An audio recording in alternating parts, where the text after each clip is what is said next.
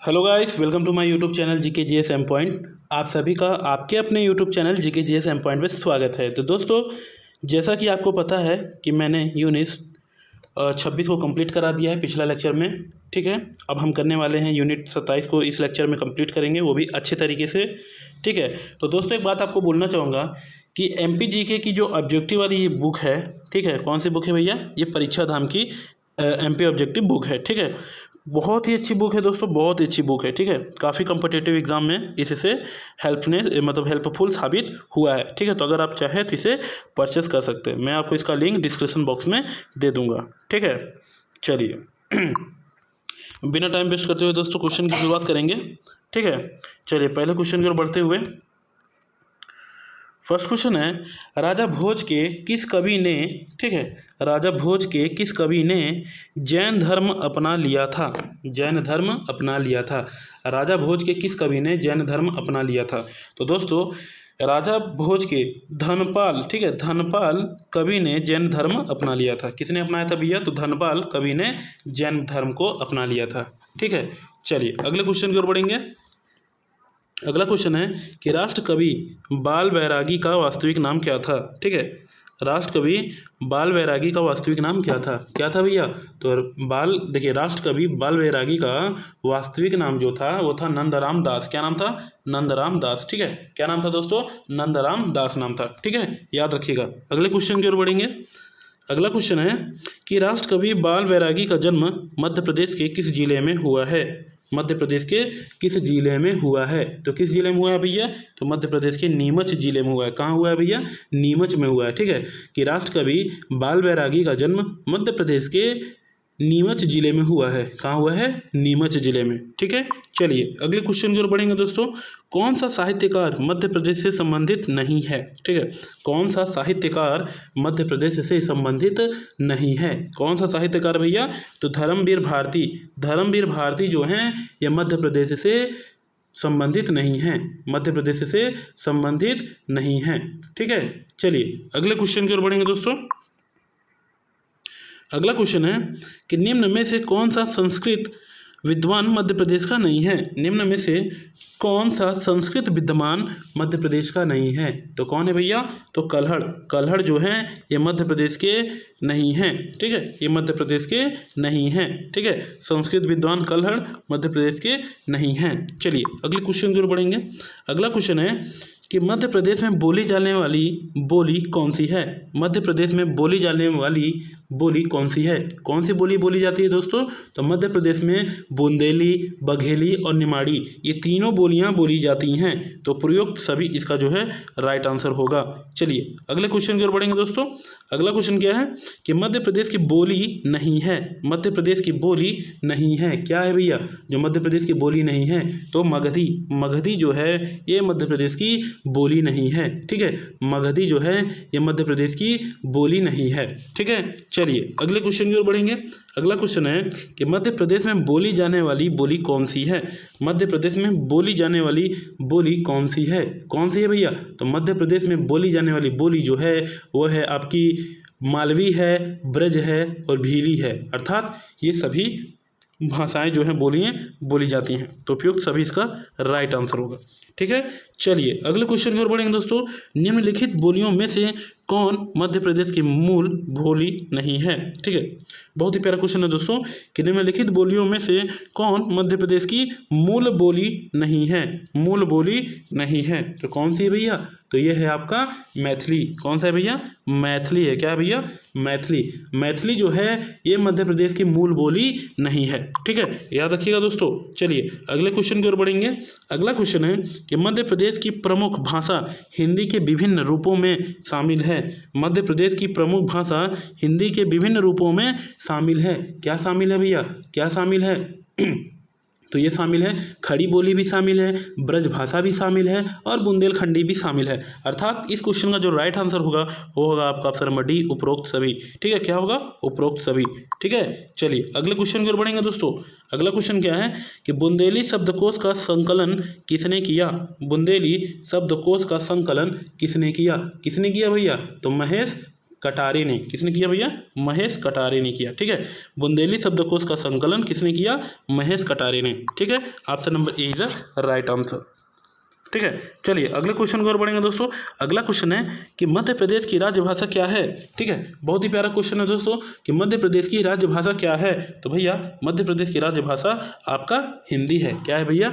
हिंदी है। मध्य प्रदेश की राजभाषा क्या है? हिंदी है। ठीक है। Option number A is right answer. अगले क्वेश्चन की ओर बढ़ेंगे दोस्तों। अगला क्वेश्चन है कि मध्य प्रदेश सहित, ठीक है, मध्य प्रदेश सहित संपूर्ण भारत में हिंदी दिवस कब मनाया जाता है? मध्य प्रदेश सहित संपूर्ण भारत में हिंदी दिवस कब मनाया जाता है? हिंदी दिवस कब मनाया जाता है? कब मनाया जाता है भैया? तो मनाया जाता है 14 सितंबर को। कब मनाया जाता है? 14 सितंबर को। मध्य प्रदेश सहित संपूर्ण भारत में हिंदी दिवस कब मनाया जाता है? 14 सितंबर को। ठीक है, याद रखिएगा दोस्तों। चलिए अगले क्वेश्चन की ओर बढ़ेंगे। अगला क्वेश्चन है किस बोली का नामकरण जॉर्ज ग्रियर्सन ने किया था? ठीक है, किस बोली का नामकरण जॉर्ज ग्रियर्सन ने किया था?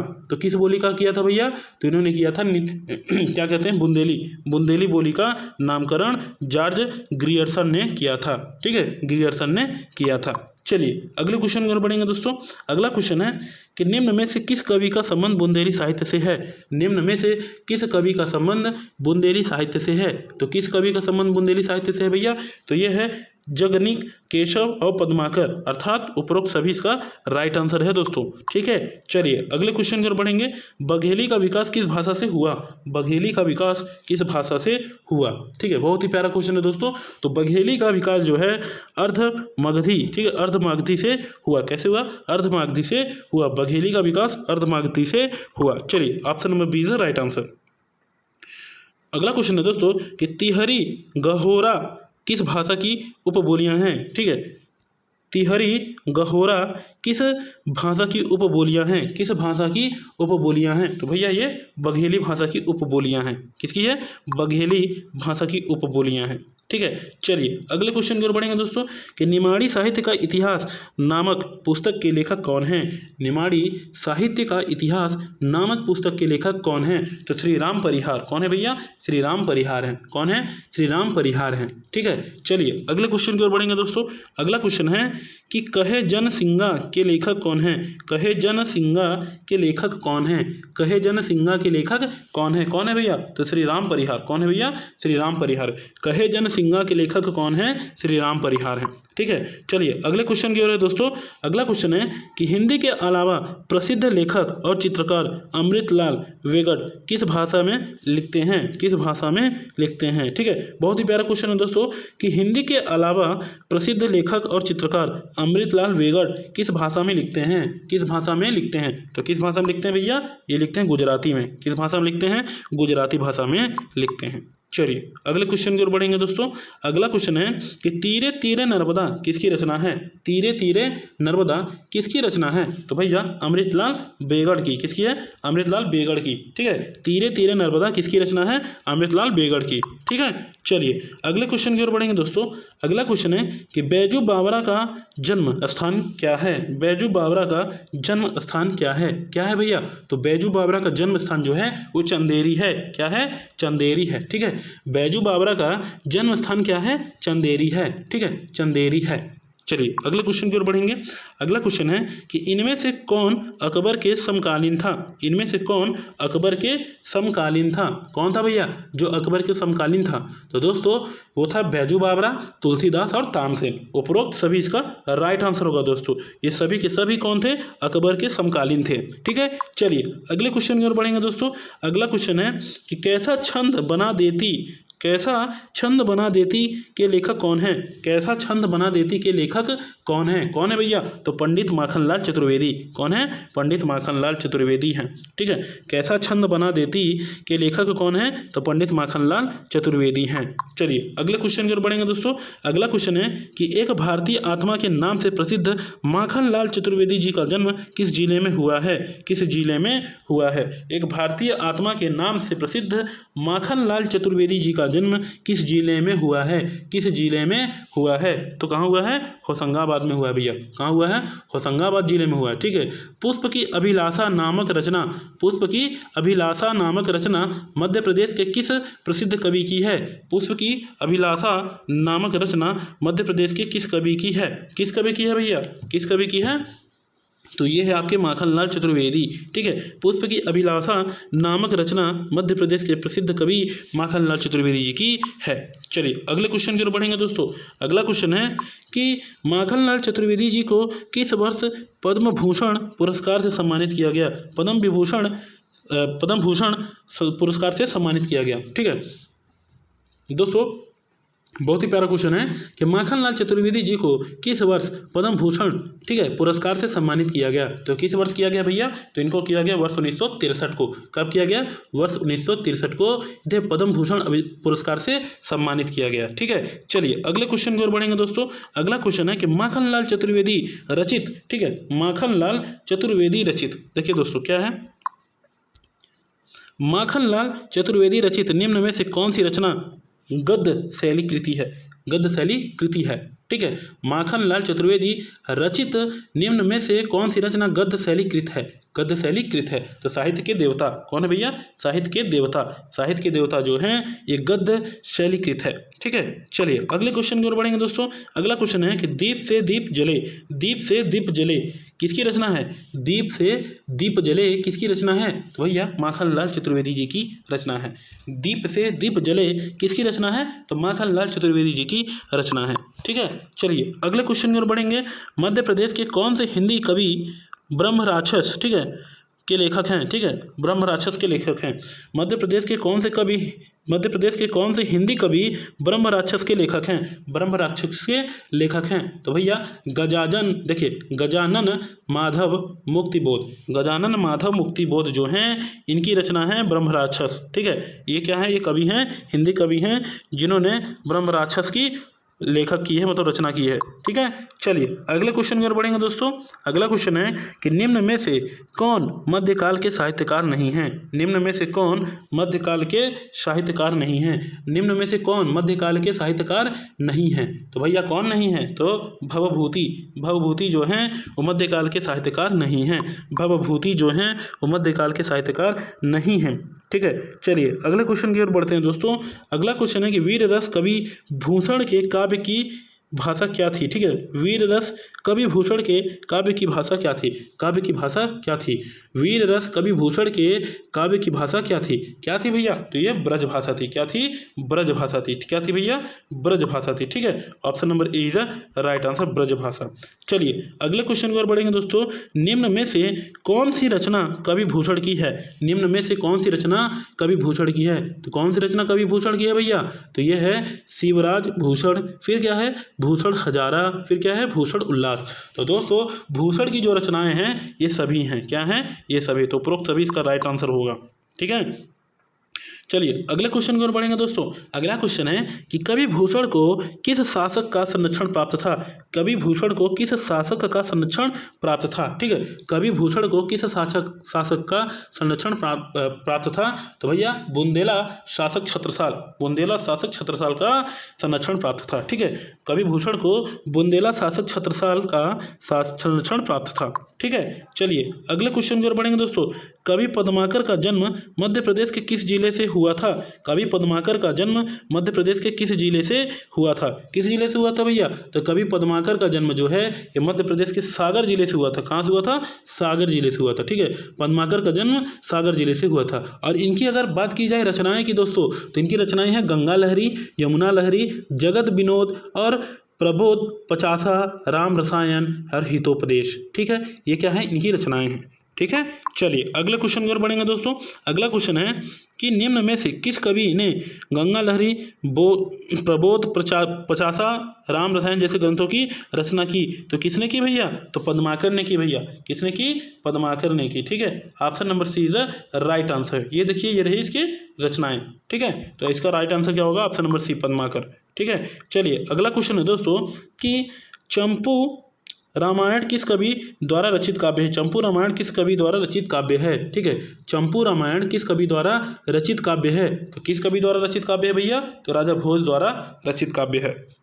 ठीक है, देखिए क्या है कि चंपू रामायण जो है राजा भोज द्वारा रचित काव्य है। ठीक है, परमार वंशीय राजा भोज का जन्म जो है ये कहाँ हुआ था? तो परमार वंशीय राजा भोज का जन्म उज्जैन में हुआ था। कहाँ हुआ था? उज्जैन में हुआ था। ठीक है, याद रखिएगा दोस्तों, उज्जैन में हुआ था।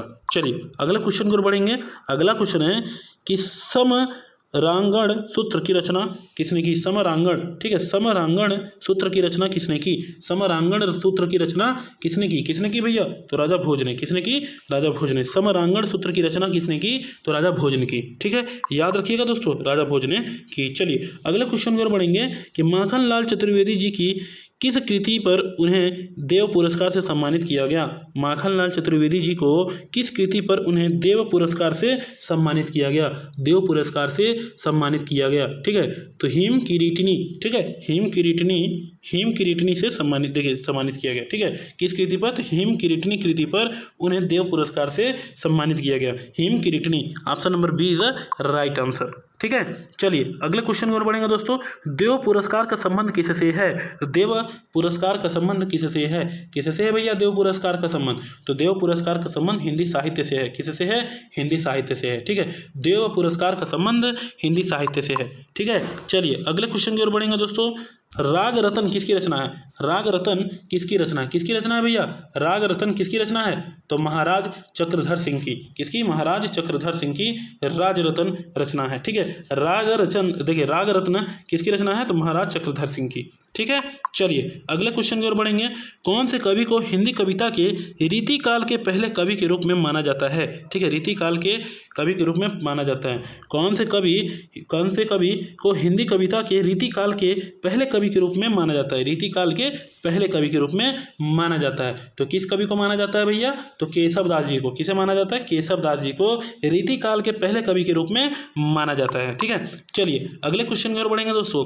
अगला क्वेश्चन है कि रसिक प्रिया कविता के लिए कौन से कवि जाने जाते हैं? रसिक प्रिया कविता के लिए कौन से कवि जाने जाते हैं? ठीक है, रसिक प्रिया कविता के लिए कौन से कवि जाने जाते हैं? तो केशव दास जी जाने जाते हैं। कौन जाने जाते हैं? केशव दास जी जाने जाते हैं। ठीक है, रसिक प्रिया कविता के लिए जो कवि हैं वो केशव दास जी जाने जाते हैं। ठीक है, याद रखिएगा दोस्तों। चलिए अगले क्वेश्चन की ओर बढ़ेंगे।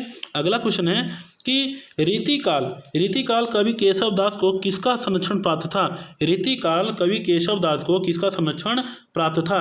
तो भैया किसका प्राप्त था? तो इन्हें मुगल बादशाह जहांगीर और ओरछा नरेश इंद्रजीत, इन दोनों का संरक्षण प्राप्त था। ठीक है, किनका प्राप्त था? मुगल बादशाह जहांगीर और ओरछा नरेश इंद्रजीत, इन दोनों का संरक्षण प्राप्त था। ठीक है, चलिए अगले क्वेश्चन की ओर बढ़ेंगे दोस्तों। अगला क्वेश्चन है कि निराला सृजन पीठ किस शहर में स्थित है? निराला सृजन पीठ किस शहर में स्थित है? किस शहर में स्थित है? निराला सृजन पीठ किस शहर में स्थित है? तो किस शहर में स्थित है भैया निराला सृजन पीठ? तो भोपाल में स्थित है। कहाँ है? भोपाल में स्थित है। ठीक है, निराला सृजन पीठ किस शहर में स्थित है? तो भोपाल में स्थित है। ठीक है, चलिए अगले क्वेश्चन की ओर बढ़ेंगे दोस्तों। अगला क्वेश्चन है कि मुक्तिबोध सृजन पीठ कहाँ स्थित है? मुक्तिबोध सृजन पीठ कहाँ स्थित है? ठीक है, बहुत ही प्यारा क्वेश्चन है दोस्तों कि मुक्तिबोध सृजन पीठ कहाँ स्थित है? तो वो स्थित है सागर में। कहाँ स्थित है? सागर में स्थित है। ठीक है, मुक्तिबोध सृजन पीठ जो है वो सागर में स्थित है। ठीक है, चलिए अगले क्वेश्चन की ओर बढ़ेंगे दोस्तों। अगला क्वेश्चन है कि मध्य प्रदेश बाल साहित्य सृजन पीठ कहाँ स्थित है? मध्य प्रदेश बाल साहित्य सृजन पीठ कहाँ स्थित है? मध्य प्रदेश बाल साहित्य सृजन पीठ कहाँ स्थित है? तो ये आपका इंदौर में स्थित है। कहाँ है? इंदौर में स्थित है। ठीक है, याद रखिएगा दोस्तों, इंदौर में स्थित है। चलिए अगला क्वेश्चन है कि अमृता शेरगिल फेलोशिप किस क्षेत्र में दी जाती है? ठीक है, अमृता शेरगिल फेलोशिप किस क्षेत्र में दी जाती है? किस क्षेत्र में दी जाती है? अमृता शेरगिल फेलोशिप किस क्षेत्र में दी जाती है? तो भैया ये ललित कला के क्षेत्र में दी जाती है। ललित कला के क्षेत्र में दी जाती है। ठीक है, कि अमृता शेरगिल फेलोशिप ललित कला के क्षेत्र में दी जाती है। ठीक है, याद रखिएगा दोस्तों। चलिए अगले क्वेश्चन की ओर बढ़ेंगे। रसीम रेखा नामक पुस्तक का लेखक कौन था? रसीम रेखा नामक पुस्तक का लेखक कौन था? रसीम रेखा नामक पुस्तक का लेखक कौन था? कौन था भैया? तो बालकृष्ण शर्मा नवीन, बालकृष्ण शर्मा नवीन थे। ठीक है, कौन थे? तो रसीम रेखा नामक पुस्तक के लेखक बालकृष्ण शर्मा नवीन थे। ठीक है, चलिए अगले क्वेश्चन की ओर बढ़ेंगे। अगला क्वेश्चन है कि उर्मिला किसकी रचना है? उर्मिला किसकी रचना है? किसकी रचना है भैया? उर्मिला किसकी रचना है? तो उर्मिला जो है ये आपके बालकृष्ण शर्मा नवीन जी की रचना है। ठीक है, बालकृष्ण शर्मा नवीन जी की रचना है। क्या भैया? उर्मिला किसकी रचना है? तो बालकृष्ण शर्मा नवीन जी की रचना है। ठीक है, चलिए अगले क्वेश्चन की ओर बढ़ेंगे दोस्तों। अगला क्वेश्चन है कि राखी की चुनौती, राखी की चुनौती किसकी रचना है? राखी की चुनौती किसकी रचना है? तो भैया ये सुभद्रा कुमारी चौहान जी की रचना है। ठीक है, राखी की चुनौती, राखी की चुनौती किसकी रचना है? तो सुभद्रा कुमारी चौहान की रचना है। ठीक है, चलिए अगले क्वेश्चन की ओर बढ़ेंगे दोस्तों।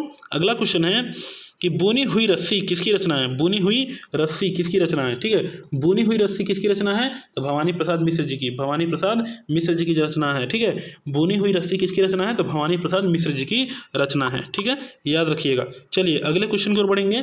अगला क्वेश्चन है कि श्री अशोक वाजपेयी क्या है? श्री अशोक वाजपेयी क्या है? क्या है भैया? श्री अशोक वाजपेयी क्या है? तो ये एक साहित्यकार है। क्या है भैया? एक साहित्यकार है। ठीक है, श्री अशोक वाजपेयी क्या है? तो साहित्यकार है। ठीक है, चलिए अगले क्वेश्चन की ओर बढ़ेंगे। हंसते हैं रोते हैं किसकी कृति है? हंसते हैं रोते हैं किसकी कृति है? किसकी कृति है भैया? तो हरिशंकर परसाई की। किसकी है? हरिशंकर परसाई की। ठीक है, हंसते हैं रोते हैं किसकी कृति है? तो हरिशंकर परसाई की है। ठीक है, चलिए अगले क्वेश्चन की ओर बढ़ेंगे दोस्तों। देखिए अगला क्वेश्चन क्या है कि मध्य प्रदेश के किस कवि को भारत का शेक्सपियर कहा जाता है? मध्य प्रदेश के किस कवि को भारत का शेक्सपियर कहा जाता है? किस कवि को कहा जाता है भैया? तो मध्य प्रदेश के किस कवि को भारत का शेक्सपियर कहा जाता है? तो दोस्तों मध्य प्रदेश के कालिदास, ठीक है, कालिदास को भारत का शेक्सपियर कहा जाता है। मध्य प्रदेश के कालिदास कवि को भारत का शेक्सपियर कहा जाता है। ठीक है, भारत का शेक्सपियर कहा जाता है। ठीक है, चलिए और अगर इनकी रचनाओं की बात की जाए तो इनकी रचनाएं कौन कौन सी भैया? इनकी रचनाएं हैं रघुवंश, अभिज्ञान, शकुंतलम, ठीक है, ऋतु संहार, फिर क्या है कुमार संभव, फिर क्या है विक्रमोर्वशीय, मेघदूत। ठीक है, ये सब क्या है इनकी रचनाएं हैं। ठीक है, चलिए अगले क्वेश्चन पर बढ़ेंगे दोस्तों। अगला क्वेश्चन है कि कालिदास ने अपनी रचनाओं में अमरकंटक के सौंदर्य का वर्णन किसमें किया है? अमरकंटक के सौंदर्य का वर्णन किसमें किया है? किसमें किया है भैया? तो अमरकंटक के सौंदर्य का वर्णन जो है इन्होंने मेघदूत में किया है। किसमें किया है? मेघदूत में किया है। ठीक है, कि कालिदास ने अमरकंटक के सौंदर्य का चित्रण यानी वर्णन जो है सौंदर्य का वर्णन किसमें किया है? तो मेघदूत ग्रंथ में किया है। ठीक है, चलिए अगले क्वेश्चन की ओर बढ़ेंगे। अगला क्वेश्चन है कि भवानी प्रसाद मिश्र का जन्म स्थान था। भवानी प्रसाद मिश्र का जन्म स्थान था, क्या था भैया? तो भवानी प्रसाद मिश्र का जन्म स्थान होशंगाबाद था भैया। क्या था? होशंगाबाद था। ठीक है, भवानी प्रसाद मिश्र का जन्म स्थान क्या था? होशंगाबाद था। ठीक है, होशंगाबाद जिले से 3 कवियों का जन्म हुआ है। ठीक है, 3 कवि का जन्म हुआ है, भवानी प्रसाद मिश्र जी का, माखनलाल चतुर्वेदी जी का और हरिशंकर परसाई जी का। तो याद रखिएगा दोस्तों, अगर ये पूछे कि भवानी प्रसाद मिश्र जी या फिर माखनलाल चतुर्वेदी जी या तो हरिशंकर परसाई जी, इनका जन्म स्थान कहाँ है? तो होशंगाबाद है। ठीक है, चलिए अगले क्वेश्चन की ओर बढ़ेंगे। अगला क्वेश्चन है कि आला खंड की रचना किसने की? आला खंड की रचना किसने की? किसने की भैया? तो आला खंड की रचना जो है जगनिक ने की। किसने की? जगनिक ने। ठीक है, आला खंड की रचना किसने की? तो जगनिक ने की। ठीक है, चलिए अगले क्वेश्चन की ओर बढ़ेंगे कि राह किनारे बैठ पुस्तक के लेखक का नाम क्या है? राह किनारे बैठ पुस्तक के लेखक का नाम क्या है? राह किनारे बैठ पुस्तक के लेखक का नाम क्या है? ठीक है, क्या है भैया? राह किनारे बैठक पुस्तक के लेखक का नाम क्या है? क्या है भैया? तो ये है शरद जोशी। क्या नाम भैया? शरद जोशी नाम है। ठीक है, option number C is the right answer, Sharad Joshi. ठीक है, चलिए अगले क्वेश्चन की ओर बढ़ेंगे दोस्तों। अगला क्वेश्चन क्या है कि मेरी 51 कविताएं मध्य प्रदेश से संबंधित निम्नलिखित में से किस खेल की कृति है? मेरी 51 कविताएं मध्य प्रदेश से संबंधित निम्नलिखित में से किस खेल की कृति हैं? किस खेल की कृति हैं भैया? तो ये हैं आपकी किस खेल की कृति हैं? अटल बिहारी वाजपेयी, अटल बिहारी वाजपेयी खेल की कृति हैं। ठीक है, अटल बिहारी वाजपेयी खेल की कृति हैं। ठीक है, चलिए अगले क्वेश्चन की ओर बढ़ेंगे। अगला क्वेश्चन है कि 10वां विश्व हिंदी सम्मेलन डेस और डेस के विषय के साथ भोपाल मध्य प्रदेश में शुरू हुआ। ठीक है, 10वां विश्व, देखिए 10वां विश्व हिंदी सम्मेलन डेस और डेस के विषय के साथ भोपाल मध्य प्रदेश में शुरू हुआ। किसके साथ हुआ भैया? तो ये हुआ हिंदी जगत विस्तार और संभावनाएं, हिंदी जगत विस्तार और संभावनाओं के साथ ये भोपाल में शुरू हुआ। ठीक है, चलिए अगला क्वेश्चन है दोस्तों। अगला क्वेश्चन क्या है कि मध्य प्रदेश की आधारिक आधिकारिक भाषा है, मध्य प्रदेश की आधिकारिक भाषा है, क्या है भैया? तो मध्य प्रदेश की आधिकारिक भाषा जो है ये हिंदी है, ठीक है। मध्य प्रदेश की आधिकारिक भाषा क्या है? हिंदी है, ठीक है। चलिए अगले क्वेश्चन की ओर बढ़ेंगे। सुमेलित कीजिए, ठीक है, सुमेलित कीजिए। क्या सुमेलित करना है भैया? रचनाएं हैं और उनके रचनाकारों के नाम हैं, और कौन सी रचनाएं किस रचनाकार ने की, हमें ये चीज़ को बताना है, ठीक है। तो देखिए बात करते हैं कि अंधों का हाथी, अंधों का हाथी किसके रचनाकार हैं भैया? तो अंधों के हाथी के रचनाकार हैं कौन है भैया? देखिए अंधों के हाथी रचनाकार हैं उनके शरद जोशी। कौन है? शरद जोशी। तो पहला होगा 4, ठीक है, क्या होगा? पहला होगा 4। फिर क्या है? तट की खोज। क्या है भैया? तट की खोज। क्या होगा भैया? तट की खोज हरिशंकर परिसाई। क्या होगा? हरिशंकर परिसाई, ठीक है। फिर क्या है? अपलक। अपलक क्या है भैया? अपलक क्या है? तो अपलक होगा आपका बालकृष्ण शर्मा नवीन। क्या होगा? बालकृष्ण शर्मा नवीन, यानी 1 होगा। तो 4 3 1 2, 4 3 1 2, 4 3 1 2 किसमें? Option number C. तो option number C is the right answer, ठीक है। चलिए अगले क्वेश्चन की ओर बढ़ेंगे दोस्तों। अगला क्वेश्चन क्या है? क्या है? देखिए क्या है। चलिए अगला क्वेश्चन क्या है दोस्तों? अगला क्वेश्चन है कि निम्नलिखित में से कौन बुंदेली लेखक नहीं है? निम्न में से कौन बुंदेली लेखक नहीं है? तो दोस्तों इनमें से जो है महाराज विश्वनाथ सिंह जो है ये बुंदेली लेखक नहीं है। महाराज विश्वनाथ सिंह जो हैं ये क्या है? बुंदेली लेखक नहीं है, ठीक है। तो चलिए यहाँ पे दोस्तों ये आपका कंप्लीट होता है, ठीक है। यहाँ पे ये आपका यूनिट कौन सा है? यहाँ पे मैंने आपका यूनिट 27 कंप्लीट करा दिया, ठीक है। अब मैं मिलूँगा आपको अगली वीडियो में यूनिट 28 को लेके, ठीक है। तो दोस्तों आप लोग विश्वास ध्येय बनाए रखिए, आपका कोर्स ज़रूर कंप्लीट कर दूंगा, और आप लोग अच्छे से पढ़िए। आप लोगों का एग्ज़ाम बहुत ही पास आ चुका है, ठीक है। तो अच्छे से पढ़िए और अच्छे से वेल प्रिपेयर करके एग्ज़ाम दें, और एग्ज़ाम में सिलेक्शन एक सीट को रिजर्व जरूर करें, ठीक है। तब तक के लिए जय हिंद, मिलता हूँ अगली वीडियो में।